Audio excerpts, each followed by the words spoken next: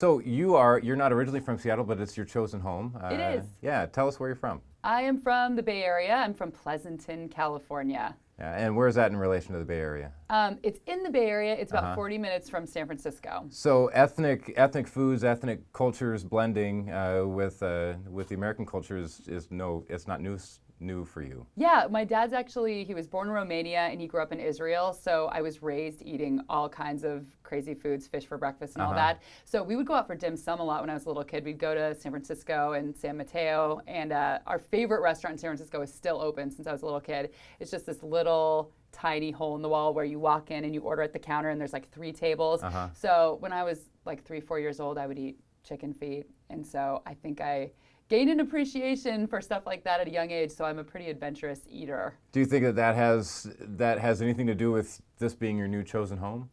Is there a familiarity to that? It doesn't, but I was so excited when I moved up here to see how much Vietnamese food there was because this is kind of the mecca for pho. I mean, even, construction workers eat pho here like it's McDonald's. So I was glad to come somewhere and try something that I hadn't really tried before. That's terrific. What other sort of ethnic foods do you like, and where do you go to get your fix?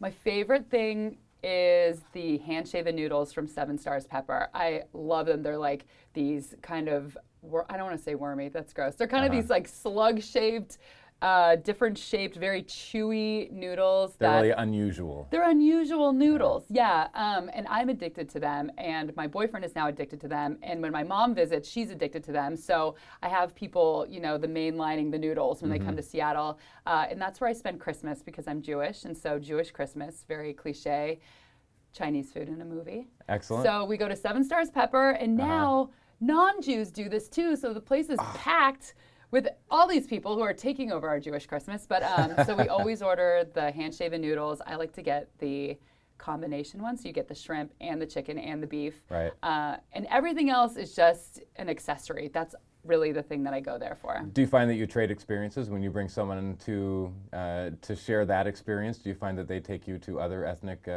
restaurants to share an experience of their own? Yeah, I'm kind of a leader in the eating out movement amongst my friends, so I feel like I'm always looking for somewhere new, and I'm not usually a creature of habit, so I like to try new places. But that's my favorite Chinese place in the city. I love it. Hands down. Yeah, they have really good eggplant too. So what sort of ethnic experiences have you tried that you thought that you would never try? Or are you just that brave that you will try everything? I'm really brave, except there's one thing I haven't tried yet that I feel like I need to try, balut, which is the Filipino, it's the egg that is like a partially developed fetus inside of the egg. And I know where to get it, and I've been there, and I haven't taken the jump yet. I just think about the little baby chicken. Normally I don't have morals when I eat. That's, it's good. You don't have to be a good person when you eat. It's better that way. It's better that way. But I can't get on the balut train quite yet. Do you have a goal? When do you think you have it done? 2016. 2016. That's my campaign. Yeah. And so I understand that you have traveled quite a bit. Yeah, I mean, comparatively, yes, to some a little, to some a lot. What is it about Seattle that you feel sets it apart from other cities? Just in general? Yeah. I think that Seattle is one of the most beautiful cities in the country. I mean, LA, there's a lot of things to do, but it's not that pretty. Right. It just has its own unique beauty, and I think that it feels like a small town. So you can run into people all the time in Seattle, unlike you would in New York City.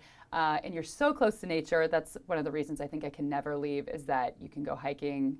I mean, after work sometimes I go out to Lake Union and go kayaking, and you're there within 20 minutes. And people come here to do that on vacation. Right. So you go from work to vacation in 20 minutes, and it's sunny and the lake is sparkling. And yeah, I think it's just aesthetically really beautiful. How do you feel we hold up in terms of diversity in our landscape? Admittedly, it's a very white city, I think. I mean, especially if you go to New York or San Francisco or LA, you go, wow, there's a lot of white people here. But I think that there's a lot of really proud ethnicities. So the people that are here are really doing their thing. I mean, you can go and if you go to the South End, it's far more diverse, of Right. course. So, go hang out on Rainier or in the ID or in Beacon Hill. And I think those communities are really proud and strong. And I think that it's getting bigger, especially with Black Lives Matter. I think that community is rising above in Seattle. And I Right. think we'll see a lot more people here. Do you find yourself being attracted to those parts of the city for those reasons? Yeah, I live north in Seattle, so I gotta leave the white bread part of the Right. city and go south. I wish that I lived more south because that's where a lot of the really good food is. I Yeah. wish that I could go to Vietnam more often. I mean, that's where I love to go grocery shopping, but I live in Finney, so it's kind of a trek just to Right. go and like grab a couple bananas. But whenever I'm in there, I just am looking around and trying to find something new. And to me, grocery stores are like going to Bloomingdale's. I Right. like to go down every single aisle Uh-huh. and look at everything, and maybe I'll just buy 2 things. But I think we have really good markets in the ID. And so you feel like that's the experience, and elsewhere it's a chore. Yeah, kind of. I Uh-huh. mean, going to I just forgot. What is it called? Oh yeah, going to Wajimaya is like taking a little trip. If you feel deprived that you can't go out of the Right. country for a while, like going to Wajimaya and there's a whole aisle just of soy sauce and a whole aisle just of dumplings. And I lived in Japan for a year about 5 or 6 years ago, and so when I go in there, I can find the same brands even as the foods that I liked when I lived There's there. places here in Seattle that makes you feel like you're in another country. Yeah, That's it's excellent. true. Yeah. Yeah. So if you had to name one ethnic item that you couldn't live without, I might know the answer because I think you've already given it, but maybe I'm wrong. So like a food or like an ingredient? Anything. Anything. Let's see. I don't know if this counts as ethnic, but with a Romanian dad, we ate some Eastern European food growing up, and I'm a sour cream addict. So, I mean, I guess if you want to call it more ethnic as far as like what you'd put on pierogies or whatever, Right. I can't live without sour cream.